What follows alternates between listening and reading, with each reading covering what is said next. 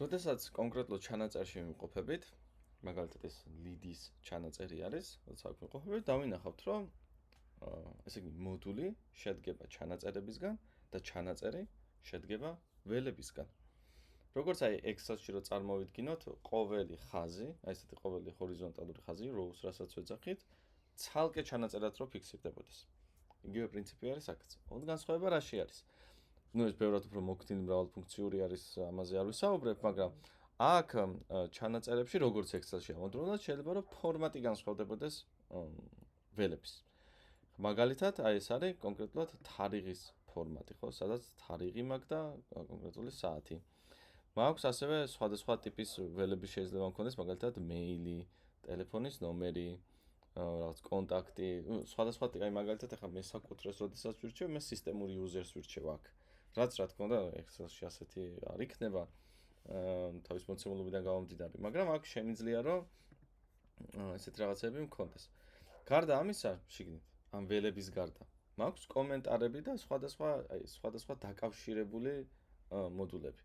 აი ეს შემიძლია აქედანაც დავინახო, შემიძლია დავკლიკო და გამოვა. ნუ გამოდის რომ მე თუ აქტივობაში ვქმნი ზარს, ის ცალკე ჩანაწერია თავისი უნიკალური ID-ით, ანუ თავისი ცალკე ერთეულად ფიქსირდება, მაგრამ აქაც მიჩანს და იქაც მიჩანს.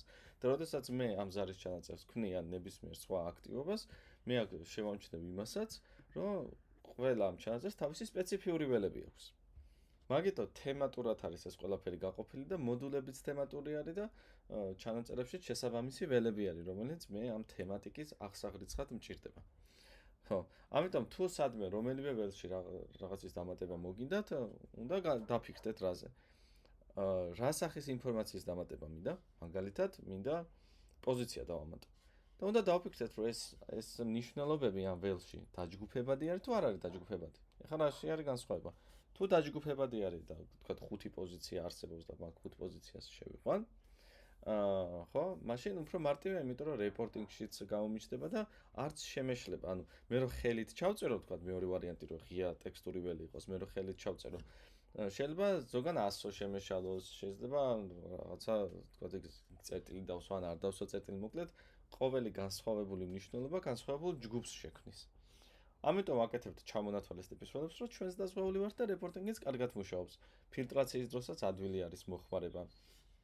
ამ ველების შექმნა და მე რაღაცი კორექტირება როგორ შეგიძლიათ მაგას ცალკე ვიდეოში გაჩვენებთ. მაგრამ პრინციპს რასაც უნდა ხვდებოდეთ არის ის, რომ ველები კარგია, ყველა ინფორმაცია ველებად უნდა ვიცოდეთ, რომ შევიყვანოთ და მე ამ ველებს ვიყენებთ ანალიტიკისთვის და ავტომატიზებისთვის.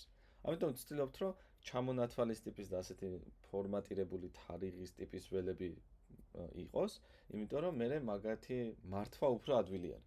ხა უფრო ადვილი არის თარიღის ფორმატის ველი, ვიდრე რაღაც პირველი დეკემბერი რო ტექსტურად დავწეროთ, ხო, იქ არაფერს მომცემია. ინფორმაციას გვაძლევს თუ ჩავხედავთ, მაგრამ ფუნქციონალურად არაფერი არ არის.